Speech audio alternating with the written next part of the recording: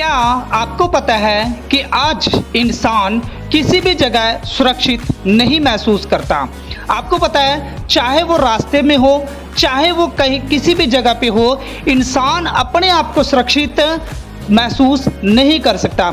लेकिन आप लोग अपने आप को सुरक्षित कैसे रख सकते हो इस दुनिया में रहते हुए, यही देखने जा रहे हैं आज हम और आप। वीडियो शुरू करने से पहले अगर आप हमारे चैनल पर फर्स्ट बार आए हो तो चैनल को सब्सक्राइब और वीडियो को लाइक जरूर कर देना, ताकि जब भी हमारा नेक्स्ट वीडियो आए तो आपको नोटिफिकेशन मिल सके। तो चलिए सीखना शुरू करते हैं।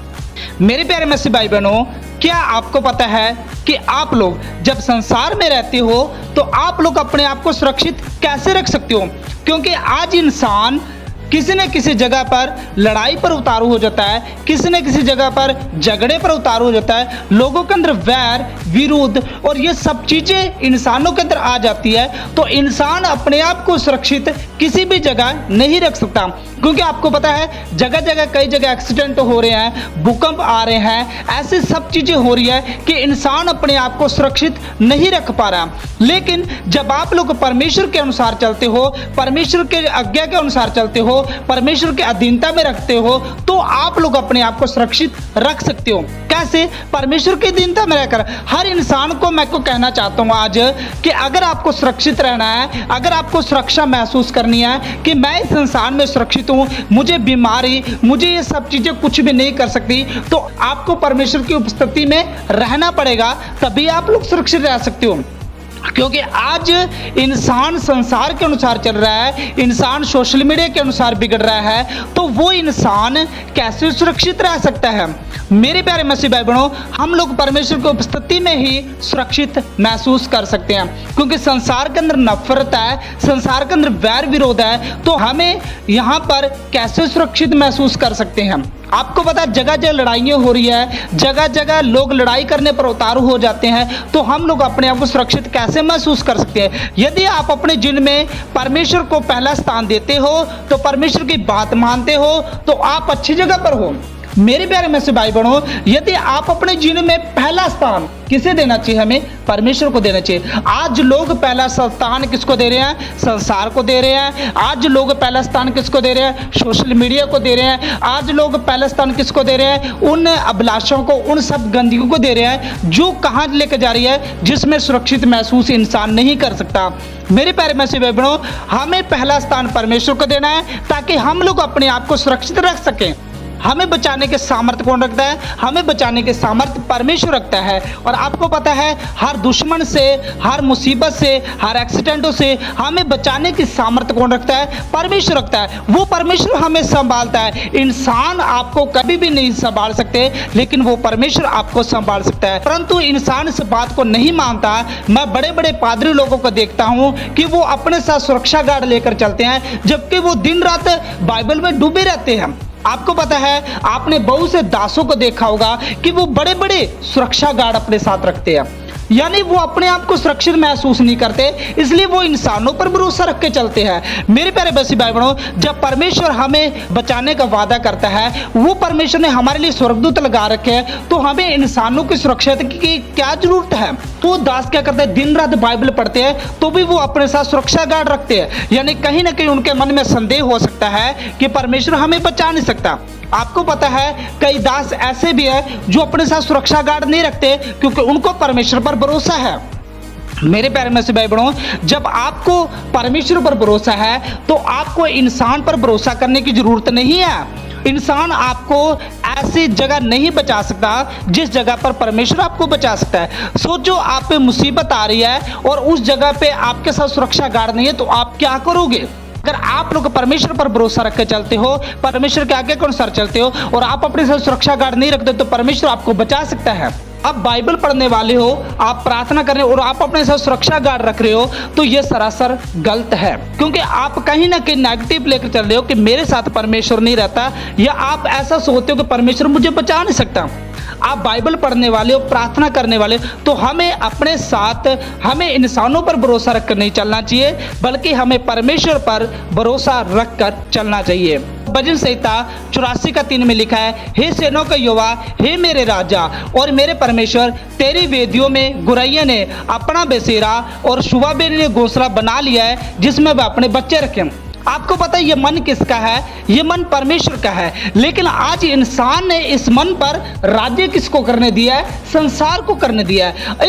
इस मन पर किसका राज्य है? संसार का राज्य है। इस मन पर अभिलाषाओं का राज्य है। इस मन पर गंदगियों का राज्य है। आपको पता है शैतान आपके मन में क्या चाहता है? सिर्फ एक जगह चाहता है। अगर आप शैतान को थोड़ी सी जगह दे देते हो तो वो आपके मन में पूरा राज्य करता है। आपको पता है जैसे एक पक्षी होता है, वो जब क्या करता है, वो जब घोंसला बनाता है तो उसी जगह वो क्या करता है? अपने बच्चों को भी रखता है। यानी जब आज शैतान आपके मन में आ जाता है, वो आपके मन में सिर्फ एक बार आता है, फिर धीरे धीरे करके पता नहीं आपको कितना बिगाड़ देता है, आपके अंदर कितनी दुष्ट आत्माएं आ जाती है कि आपको पता नहीं चलता।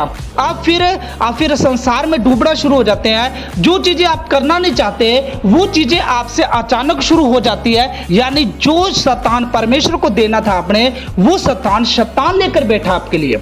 आपको पता है एक चिड़िया को ये मालूम है हम लोग परमेश्वर के चरणों में उपस्थित है, लेकिन आज इंसान को ये सीखना चाहिए कि उसे लगातार परमेश्वर के साथ बने रहना चाहिए, तभी वो सुरक्षित रह सकता है। इंसान नहीं सोचता, इसलिए इंसान पापों में, इंसान गंदगियों में, इंसान क्या करता है? अश्लीलता में डूबा रहता है, क्योंकि इंसान क्या करता है? इंसान संसार में डूबना चाहता है। और आपको पता है जब आप लोग इन संसार में डूबे रहते हो तो आप लोग कभी भी सुरक्षित नहीं रह सकते। आप लोग सुरक्षित नहीं रह सकते। आप लोग संसार में डूबने वाले हो। आप लोग संसार के अभिलाषों में, संसार के अश्लीलताओं में, सोशल मीडिया के जो स्टेटस है उस पे सब आप लोग संसार को ही शो करोगे, क्योंकि आप लोग परमेश्वर के अनुसार चलने वाले नहीं, बल्कि आप लोग संसार के अनुसार चलने वाले हैं।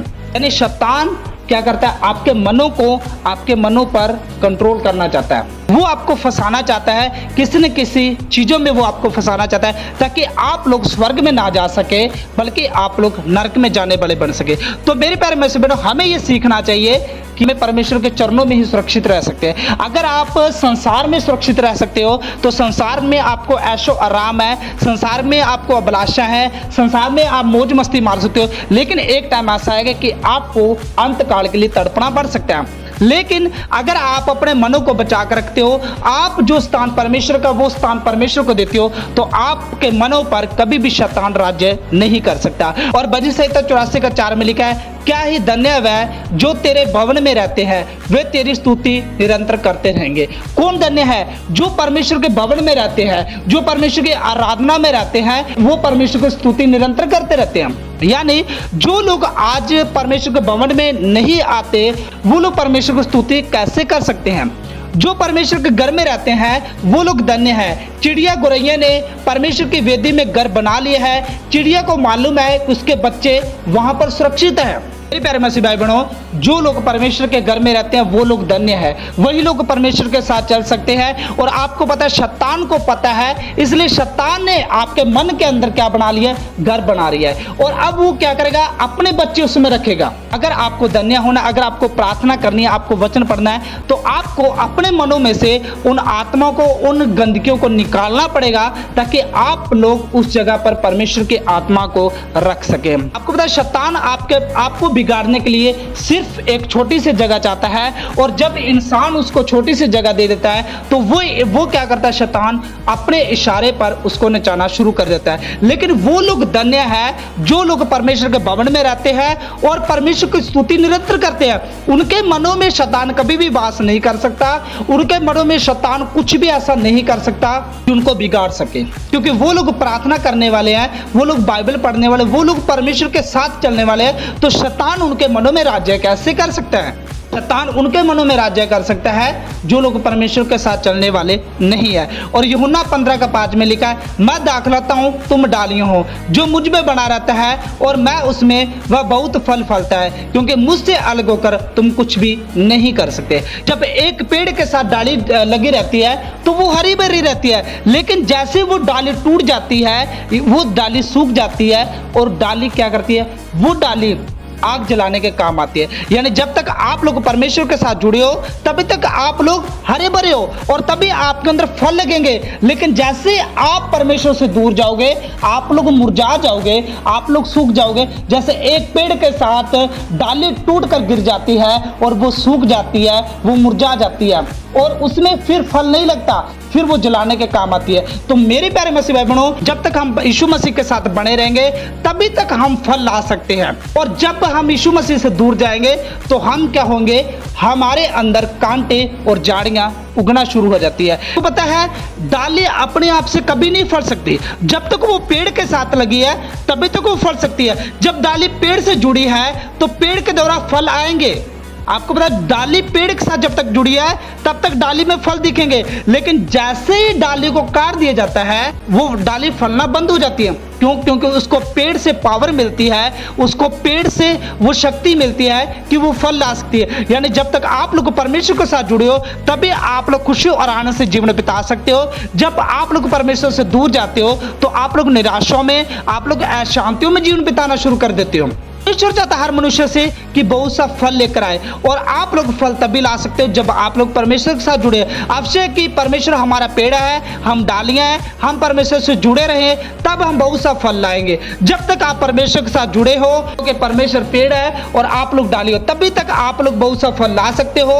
और जब आप परमेश्वर के साथ जुड़े ही नहीं हो तो फल कैसे ला सकते हो? फिर आपके अंदर संसार का अभिलाषा है, संसार के अश्लीलता है, वो सब चीजें आना आपके अंदर चालू हो जाएगी। आपको पता है जब एक डाली पेड़ के साथ जुड़ी रहती है तभी तक वो फल ला सकती है और जब पेड़ से काट दी जाती है तो फल कभी नहीं ला सकते। तो मेरे प्यारे मसीह भाई बहनों, अगर आपको इस संसार में सुरक्षित रहना है तो आप परमेश्वर की उपस्थिति में सुरक्षित रह सकते हैं। अब आप सुरक्षित कैसे रह सकते हैं? आपको हर संडे परमेश्वर की भवन में जाना चाहिए, वहां पर जाकर आराधना करनी चाहिए। आपको पता है आज बहुत से लोग पैसे के लालच में आकर क्या करते हैं, परमेश्वर की आराधना को छोड़ देते हैं। आपको पता है आपको उसी दिन काम ऐसा आएगा कि आप लोग क्या करोगे, उसी दिन परमेश्वर की आराधना छोड़कर आप लोग इतना बिजी हो जाओगे कि आपको याद ही नहीं रहेगा कि मुझे परमेश्वर के भवन में जाना है। और आपको पता है धन्य वे लोग हैं जो परमेश्वर भवन में रहते हैं और परमेश्वर की स्तुति निरंतर करते रहते हैं। यानी अगर आप लोग परमेश्वर की स्तुति नहीं करते हो, अगर आप लोग परमेश्वर के भवन में नहीं जाते हो तो मेरे प्यारे मसीह भाई बहनों, आप लोग धन्य कैसे हो सकते हो? वही लोग परमेश्वर के साथ रहेंगे जो लोग परमेश्वर के अनुसार चलते हैं, जो लोग परमेश्वर से जुड़े हैं। आपको पता है जब तक पेड़ के साथ डाली जुड़ी है तभी तक वो हरी भरी रह सकती है, तभी उसमें फल ला सकते हैं, तभी उसकी कदर हो सकती है। लेकिन जैसे डाली को काट दिया जाता है पेड़ से तो वो डाली मुरझा जाती है। यीशु मसीह से अलग होकर आप कुछ भी नहीं कर सकते। जब आप यीशु मसीह से अलग हो जाओगे तो आप निराशों में, आप बेचैनी में, आप अशांतियों में जीवन बिताओगे। और जब तक आप यीशु मसीह के साथ जुड़े हो आप खुशी और आनंद से जीवन बिताने वाले हो। तो मेरे प्यारे मसीह भाई बहनों, आज इस वीडियो के द्वारा आपको बहुत कुछ सीखने को मिला। हम लोग सुरक्षित कैसे रह सकते हैं इस संसार में, तो आपको ये सीखने को मिला कि हम लोग सुरक्षित परमेश्वर के उपस्थिति में रह सकते हैं। आज इस वीडियो के द्वारा आपको बहुत कुछ सीखने को मिला होगा। क्या सीखने को मिला ये हमें कमेंट करके जरूर बताना और ये वीडियो उन मसीह भाई बहनों तक शेयर जरूर करना जिनको इस वीडियो की बहुत जरूरत है। और अगर आप हमारे चैनल पर फर्स्ट बार आए हो तो चैनल को सब्सक्राइब और वीडियो को लाइक जरूर कर देना ताकि जब भी हमारा नेक्स्ट वीडियो आए तो आपको नोटिफिकेशन मिल सके। तो चलिए नेक्स्ट वीडियो मिलते हैं। जय मसीह की। God bless you. Okay bye.